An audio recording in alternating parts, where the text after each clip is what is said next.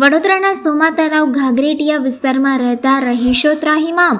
Railway ગરનાળા નીચેથી પસાર થાય છે રોડ. તંત્ર દ્વારા આ ગરનાળા નીચેનો રોડ બંધ કરવામાં આવતા સ્થાનિકોમાં રોષ છે, જેથી સ્થાનિકો એક તરફ રૂપા રેલ ખુલ્લી કાંસ તો બીજી તરફ જોખમી રેલવે ટ્રેકનો અવરજવર માટે સહારો લઈ રહ્યા છે. ઘાઘરેટિયાના અંદરના વિસ્તારમાં પણ કાદવ કીચડનું સામ્રાજ્ય છે. અંદરના રોડ પણ પુરાણ કરાતા બન્યો છે ખખડધજ. અવર જવર માટેનું એકમાત્ર રેલવે ગરનાળું પણ બંધ કરી દેતા રહીશો રોષે ભરાયા છે. કોર્પોરેશને બોર્ડ મારી ગરનાળાનો રસ્તો બંધ કરાવ્યો છે. મોટી સંખ્યામાં સ્થાનિકોએ ગરનાળા અને રેલવે ટ્રેક પર ઊભા રહી વિરોધ નોંધાવ્યો. અહીં કોઈ બીમાર પડે તો 108 એમ્બ્યુલન્સ પણ આવી શકે તેવી પરિસ્થિતિ નથી. કાઉન્સિલરો પણ કોઈ કામ નહીં કરતા ના આક્ષેપો કર્યા છે. સમગ્ર મામલે પાલિકાના વિપક્ષ નેતા પણ મેદાને ઉતર્યા છે. પાલિકા તંત્રને આડે હાથે લીધું.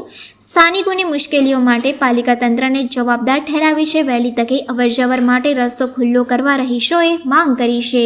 આજે મીડિયાના માધ્યમથી જણાવવામાં આવે છે કે અહીં 25-30 હજાર પબ્લિક તો અત્યારે અહીંયા છે. અહીંયા 3 નગરો આવ્યા છે: કૃષ્ણનગર, ઇન્દિરાનગર અને ઘાઘરેટિયા. આ 3 વિસ્તાર આવ્યા છે. આ 3 વિસ્તાર અમારે કૃષ્ણનગરની નહીં હોય તો 30,000 જેવી પબ્લિક હશે. બીજી બાકીની તો છે જ 2 નગરોની. અને જે રસ્તો બંધ કરવાનો આવ્યો છે એ પબ્લિકને કોઈને ખબર નથી. અને કોના કહેવાથી કે કોના હું કરવાથી આ રસ્તો બંધ કરવામાં આવ્યો છે એ પબ્લિકને ખબર નથી. આજે 4-5 દિવસથી જે રસ્તો બંધ છે એના માટે અમે મીડિયાના માધ્યમથી અમે બોલાયેલા છે અને એના આધારે અમે કહી શકીએ છીએ. અને અમારી માંગ જો પબ્લિકની પૂરી નહીં થાય અને આ સરકાર અમારી પબ્લિક કે કોર્પોરેશન કે જે કંઈક હોય અમારી માંગ પૂરી નહીં થાય તો અમે રોડ રસ્તા ઉપર ઊભા રહીશું કે કઈ બી ઓફિસોમાં આવીને કઈ બી કરીશું, મિટિંગો કરીશું કે પછી હજારો પબ્લિક લઈને અમે તમારી પાસે માંગ કરવા આવીશું. રસ્તો બંધ કરી દેતો. પેલી બાજુ મિલિટરી, આ બાજુના મિલિટરી વાળા રસ્તો બંધ કરી દેતો. એ બાજુ પેલા એને રસ્તો બંધ કરી દેતો. છોકરાને ભણવા કઈ રહીને જાય? કીચડ કેટલું છે, કીચડ કેટલું થઈ ગયું છે, કઈ રહીને જવાનું? ચોમાસું ચાલુ થયું ને 4 દિવસથી બંધ કરી દીધો છે રસ્તો. નારા નીચે રહીને જઈએ છીએ અમે, તે ત્યાં આગળ એંગલ મારી દીધા છે. તો એ બાજુ રસ્તો બંધ થઈ ગયો. અહીં રહીને જઈએ છે તો અહીંયા આગળ આવું કીચડ થઈ ગયું છે. ખાધરા કે રેલવે વાળાએ બંધ કરી દીધો છે. અને આ બાજુ છે ને ખબર છે કયા કારણસર બંધ કર્યો? કશી ખબર છે નહીં, કશી કારણ ખબર છે નહીં. અહીંનો સરપંચ કોણ છે તે બી નહીં ખબર. અહીંયા આગળ કોઓપરેટર કોણ છે એ બી નહીં અમને ખબર. આવે છે વાટ આલવા, અમને આલજો ઓને આલજો, પણ કોને આલવાનો અમારો વાટ? આ જ્યારે રસ્તો આવો હોય છે ત્યાં તો કોઈ જોવા આવતા જ નહીં. વાટ તો લઈ જ જાય છે, પણ આ જ્યારે રસ્તો આવો છે ત્યારે જોવા આવે છે લોકો નહીં. એ મેન રસ્તો હતો. છોકરા બના તૈરેને જ જતા હતા અને હવે રસ્તો બંધ થઈ ગયો. આખું બ્રિજ ચડીને જવું પડે છે. અને આ બાજુ હોય આવો રિક્ષાઓ બધું ફસાઈ જાય છે. રિક્ષાઓ ફસાઈ જાય, સાયકલો ફસાઈ જાય, છોકરાઓ જાય કઈ રહીને બનવા જવાનું. મિલિટરીમાંથી એક રસ્તો નીકળે છે એ બી મિલિટરીવાળાઓએ બંધ કરી રાખ્યો છે. હવે સવાલ એ છે કે રૂપારેલ કાસ ત્યાંથી જ જાય છે અને કોઈએ ઇન્ટરવ્યૂ આપ્યો હશે તો બંધ થઈ ગયું. એટલે રેલવેવાળા એવું કહે છે કે ભાઈ કોઈની જાન જોખમમાં ના હોય અને કોઈ મરી ના જાય એટલા માટે અમે બંધ કરી દીધું છે. પણ સવાલ એ આવે છે કે મધ્યમ વર્ગ અને ગરીબ વર્ગના નાગરિકો જાય ક્યાંથી? સૌથી મોટો પ્રશ્ન છે. એટલે કાલે જેવું જ મને ખબર પડી તો મેં મ્યુનિસિપલ કમિશનરને ફોન કર્યો, પેલા DRMના PAને ફોન કર્યો, બીજા ઇતર અધિકારીઓને મેં ફોન કર્યો.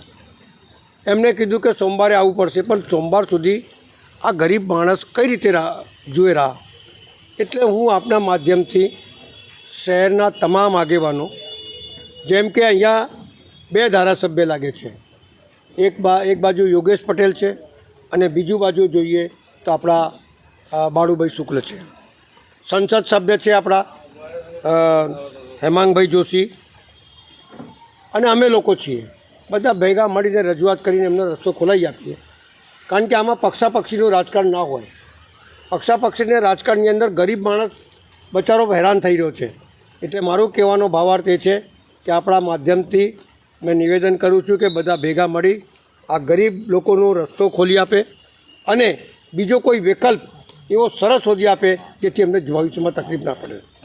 બીજી વાત, અત્યારે ત્યાં ડ્રેનેજ લાઈન નાખવાની છે. પેલા એક બેન કહેતા હતા કે અહીંયા કોઈ દેખાતું નથી ને આમ ને તેમ.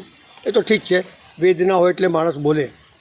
પણ આ જ કૃષ્ણનગરની અંદર આજથી 25-30 વર્ષ પહેલાં હું બોમ્બે જઈને પાણી લાવ્યો હતો. નીચેથી લાઈન નીકળવા નહોતા દેતા.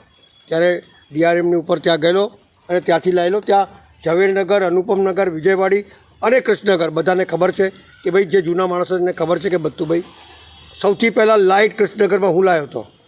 તે વખતે લાઇટ જતી નહોતી ત્યાં, ત્યારે હું લાઇટ લાવ્યો હતો. પુરાણો કરાયા, લોકોના ઘણા કામો કર્યા. પણ હવે એવું છે, સમય બદલાય એટલે લોકો બોલવા લાગે છે. પણ દરેક જણની, દરેક ચૂંટાયેલા સભાસદની વેદના હોય છે પક્ષાપક્ષીના રાજકારણથી પરે હટીને. એ લોકોએ બી કામ કર્યું છે, અમે બી કામ કરીએ છીએ. કામ કરવાથી કામ કરવું એ ચૂંટાયેલા પ્રતિનિધિનો કર્તવ્ય છે અને ફરજ બી છે, એ કરી રહ્યા છે. પણ આ અચાનક જો રેલવે બંધ કરે, સેન્ટ્રલ ગવર્મેન્ટની રેલવે હોય અને એની અંદર લોકોની વેદના, લોકોની જોડે રહી અને શાંતિથી હલ થાય અને લોકોને રસ્તો મળે, એ જ અમારા પ્રયત્ન હશે. અને એટલા જ માટે જેમ મેં વાત કહેતો હતો કે રસ્તો કાઢવાની, ટીપી નખાયા પછી, ટીપી જ્યારે આવી હમણાં, ત્યારે લોકોના ઘરો પરથી ટીપી કાઢી છે અને ત્યાંથી ડ્રેનેજ લઈ જવાની છે. હવે સવાલ એ છે કે તમે અત્યારે એક રોડ લાઈન કેન્સલ કરી, જે 20 વર્ષથી પેલું કઈ કંપની એબીપીની રસ્તો લાઈન કેન્સલ કર્યું. તો આ તો પછી એના કરતાં ઓછા સમયમાં ટીપી નાખી છે. તો ગરીબ માણસના ઘરો તોડવાની જરૂર છે. બીજો કોઈ વિકલ્પ કરો, એને ટીપી ખોલો. એ જ રીતે સોમા તળાવની અંદર છે. તો ભાઈ ગરીબોને રહેવા માટેની વ્યવસ્થા તમારે સત્તા પર બેઠેલા લોકોએ કરવાની હોય. અને એ બધા અમારી જરૂર પડશે તો અમે હાજર છીએ. અમારા મનમાં કોઈ પક્ષાપક્ષીનું રાજકારણ નથી.